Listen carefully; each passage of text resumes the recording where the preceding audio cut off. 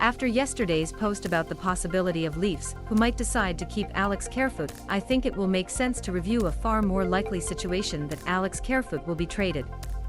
Kerfoot, even more than Holl, seems to be a player that will be moved by Leafs because Toronto is much more comfortable when it comes to the depth of the future than the depth of defense, despite losing 50 points that are clearly pungent.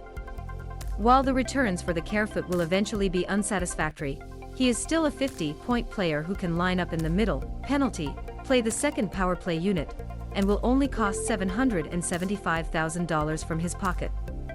Another way to say it is that the Kerfoot is the top 9 attacker with a $3.5 million hat.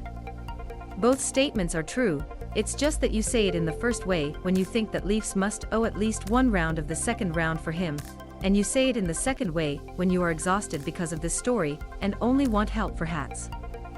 The truth may be somewhere between it, and I suspect that no one can predict what NHL's trade is like. However, we can at least guess the possibility of trading partners, and that's what I will do here. I assume with 10 teams without trade lists, teams that cannot be reappeared in the playoffs next season such as Winnipeg, Buffalo, Montreal, Arizona, Detroit, Anaheim, and Chicago are in it. Personally, I will think that Kerfoot is perfect for Winnipeg, but that is not a problem. There's no way he can see it like that. There are also a number of teams in the same situation as Leafas who want to give up salary, not adding it. I bravely assume that teams like Oilers, Panthers and Golden Knights do not want to add Kerfoot.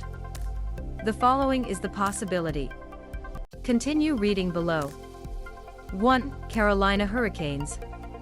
With Max Pacioretty suspended for 6 months, it was a significant stretch this year to have holes in the lineup. It might be safe to assume the Storm you want to overcome it in several ways, and overcome it in just $775,000 from his pocket might make the most reasonable.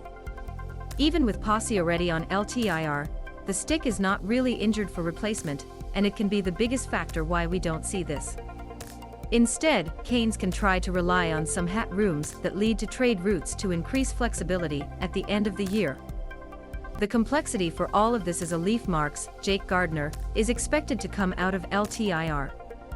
If the stick stores it, he uses a lot of space made.